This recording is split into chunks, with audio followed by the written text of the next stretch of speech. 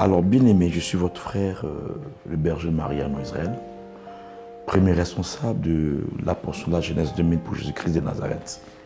J'ai ajouté Nazareth parce que j'aime bien ce mot-là. Je veux te parler de quelque chose d'important. La masturbation.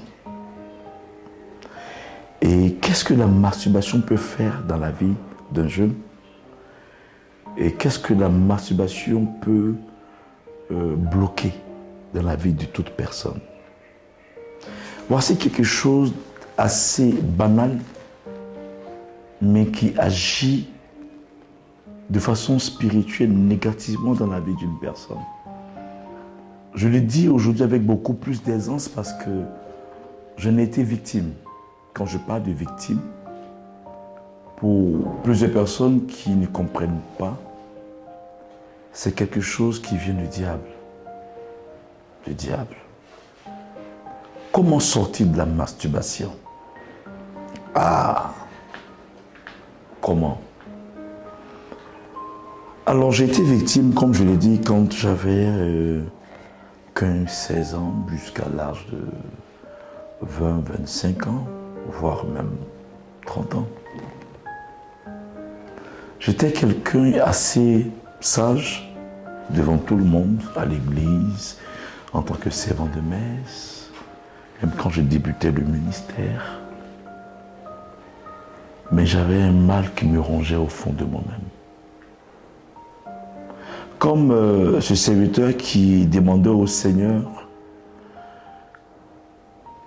qui m'en délivrerait. Le bien que je veux faire, je n'arrive pas à le faire. C'est le mal que je ne veux pas faire que je fais. Seigneur, qui m'en délivrerait? Et il a dit au serviteur, ma grâce te suffit. Oh là là, ma grâce te suffit. La grâce est une chose que chacun de nous, nous espérons véritablement vivre et expérimenter. Donc, comment l'expérimenter? Mais seul Dieu donne sa grâce à qui il veut. Pour revenir au sujet,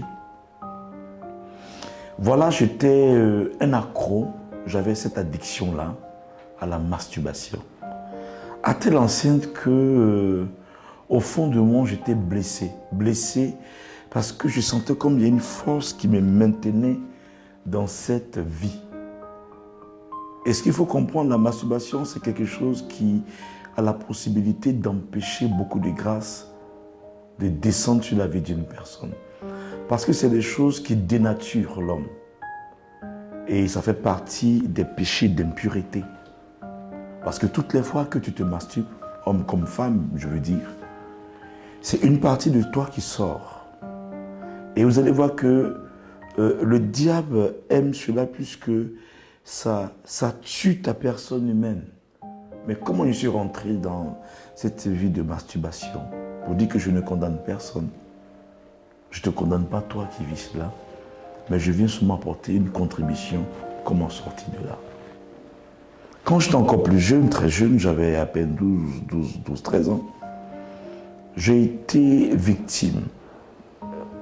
J'ai été abusé par ma tante, abusé pendant des années, qui abusait de moi toutes les nuits. Parce que je n'étais pas d'une famille très aisée, riche, prospère.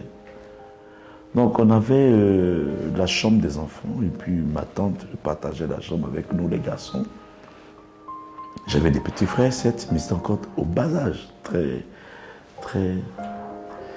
jeune, oui, au bas âge. J'étais voilà, un peu plus âgé que mes frères et elle était déjà adulte. Et une première fois cela arrivé, je ne savais pas c'était quoi. J'ignorais c'est quoi. Je ne connaissais pas le sexe. Non, pas du tout. C'était nouveau pour moi. Et le lendemain, je me sentais tellement bizarre. J'ai commencé à pleurer, je voulais parler à ma mère.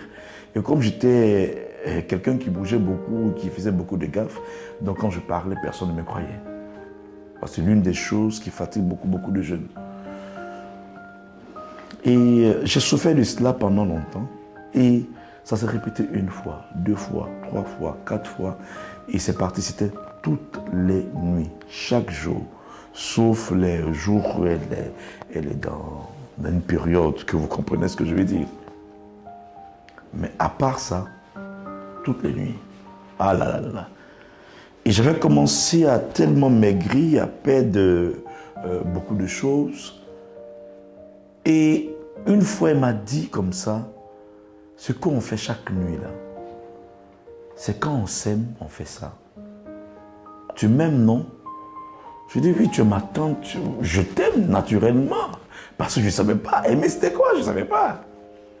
Et elle dit, si tu m'aimes en tant que ta tante, donc c'est pas mauvais. Donc elle a commencé à me manipuler, à me faire accepter, à aimer et à adhérer à l'acte. Et cela grandissait et j'ai commencé à grandir dedans. Et de plus en plus, je commençais à me plaire. Et voilà comment est-ce que j'ai commencé à vivre ce qu'on appelle l'addiction au sexe.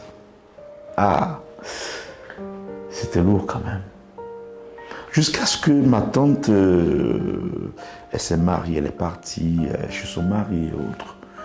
Et me voilà confronté à certaines choses. Voilà que je deviens très vite, très jeune, indépendant. Et puis bon, paf, n'ayant pas de partenaire et autres, j'ai commencé à regarder des films pornographiques. Voilà. La deuxième chose. On peut tomber dans le piège de la masturbation lorsqu'on est toujours en train de regarder des films pornographiques, des revues pornographiques et tout ce qui tue à la personne humaine. Voilà. Donc je commençais maintenant à regarder des revues pornographiques. Pour ceux qui sont beaucoup plus adultes, vous allez voir que par le passé, il y avait comment on faisait les ciné-clubs. C'est-à-dire, il y avait des endroits où tu partais payer, puis tu suivais des films et autres. Donc, je m'arrangeais toujours de partir regarder les films pornographiques à partir de 22h, 23h, minuit. Et j'ai commencé à accro maintenant aux films pornographiques. Et quand je finis de regarder, parce que toutes les fois que vous allez regarder, ça stimule en vous certaines choses, l'envie surtout. Et je rentre chez moi à la maison. Et il y a une force en moi qui me dit, mais écoute, tu viens de regarder un film, mais voilà, mets-toi à l'aise. Je ne veux pas. Il y a comme une lutte au fond de moi. Et pas fini, comme je n'étais pas assez rodé dans la spiritualité, je cédais. Et je pouvais le faire peut-être 3, 4 fois dans la journée. Hein. Dans la nuit, me sens encore plus grave puisque je vivais seul. À telle enseigne que là où j'ai vu que ce n'était pas de moi-même, c'était un esprit qui était derrière, c'est quand je faisais arriver un moment, je saignais. Et j'ai commencé à avoir des infections. Mais je ne lâchais pas. Et voilà comme si je commençais à m'enfoncer. Et toutes les fois que je finis, je me sens tellement sale, rejeté, impur. Tout le monde me regarde avec envie, mais moi seul savais ce que je vivais. Parce que je dis, bon, aujourd'hui c'est la dernière fois. Si je fais ça, je ne fais plus jamais, c'est terminé. Mais je n'avais pas quelqu'un à côté de moi pour me soutenir, pour m'aider à ne pas continuer dans cette vie-là. Et après, j'ai commencé à regarder les films de Kama Sutra. Voilà. Là, maintenant, ça t'apprend maintenant à un autre niveau. Et voilà encore, je me perfectionne sexuellement. À telle enseigne que j'ai commencé maintenant à faire quoi? J'ai commencé à à sortir avec des personnes beaucoup plus adultes. J'ai commencé à voir les gnagnis et autres. Je l'ai dit aujourd'hui avec beaucoup plus d'aisance en riant. Mais à la réalité, je ne ris pas parce que j'ai mal. J'ai mal parce que je ne savais pas que j'étais en train de me tuer au fond de moi. Et de plus en plus, c'était récurrent. Mais toutes les fois, je finis, je suis dans ma chambre, je pleure comme une madeleine. Je pleure. Je dis, Seigneur, aide-moi, Seigneur, aide-moi, Seigneur, aide-moi. Mais je m'enfonçais au fur et à mesure. Là où j'ai vu que ça devenait très grave, c'est lorsque j'ai été mannequin.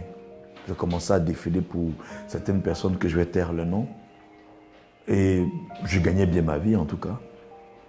Et j'avais commencé maintenant à vouloir avoir des rapports avec des hommes. Ah!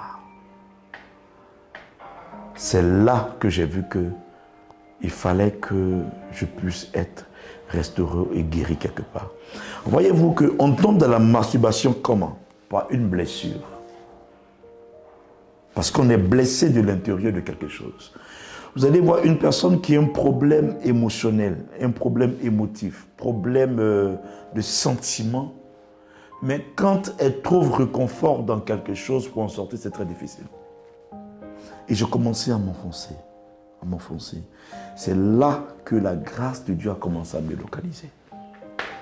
Et là, je bénis Dieu pour cela. Et jusqu'au jour où, quand même bien, la grâce de Dieu m'a touché, je ne suis pas sorti d'un coup. Une fois, je tombe, je plonge, je ressors, je plonge, je ressors, je plonge, je ressors.